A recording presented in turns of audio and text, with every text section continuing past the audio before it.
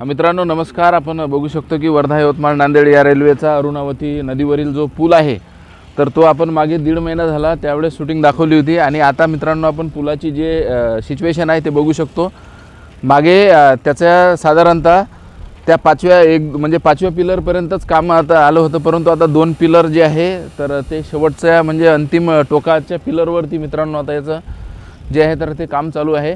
आणि साइडला बघू शकतो आपण की मोठमोठ्या क्रेनच्या म्हणजे अत्याधुनिक टेक्नॉलॉजीच्या माध्यमातून हा प्रोजेक्ट मित्रांनो बनतो आहे।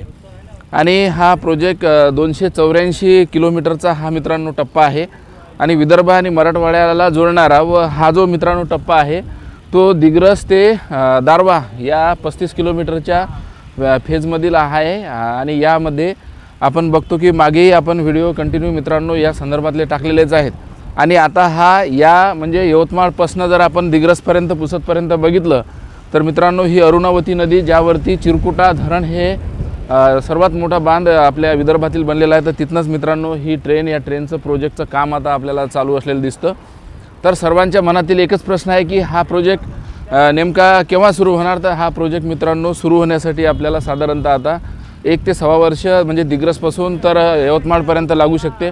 आणि यामधील पहिला टप्पा जो आहे मित्रांनो तर तोही पूर्ण झालेला आहे। मागच्या शूटिंगमध्ये आपण मित्रांनो दारवा तालुक्यातील शूटिंग आणि यवतमाळमधील त्याच्या बायपासवरील ती देखील शूटिंग घेतली होती।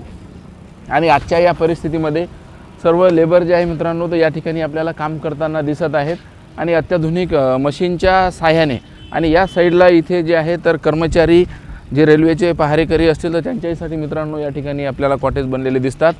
आणि साधारणतः याचं उद्घाटन मित्रांनो 2009 साली लालू प्रसाद यादव यांनी केलं होतं, परंतु त्यावेळेला पैसा आर्थिक काही मंजूर झाला नाही। परंतु आजच्या या परिस्थितीमध्ये विदर्भ व मराठवाड्याला जोडणारा आणि विदर्भाहून मराठवाड्याला कनेक्टिव्हिटी देणारा प्रोजेक्ट म्हणजेच मित्रांनो वर्धा यवतमाळ नांदेड ही रेल्वे आहे।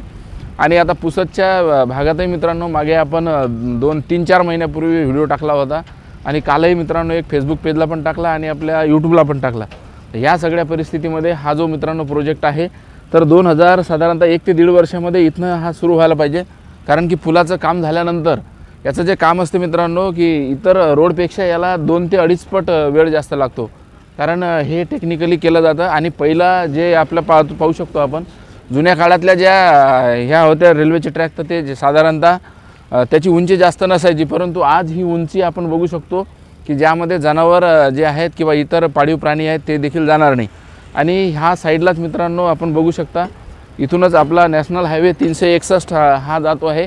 361C म्हणतो आपण याला, कारण 361A पण आहे आणि 361 हा सी आपल्या दिग्रसवरून जातो आहे आणि त्या रोडच्या साईडला ह्या अरुणावती नदीवरील मित्रांनो पूल आहे। अशा पद्धतीने मित्रांनो ही होती आजची अपडेट। आपल्याला व्हिडिओ आवडल्यास आपल्या चॅनलला लाईक, सबस्क्राईब आणि शेअर करायला विसरू नका। धन्यवाद।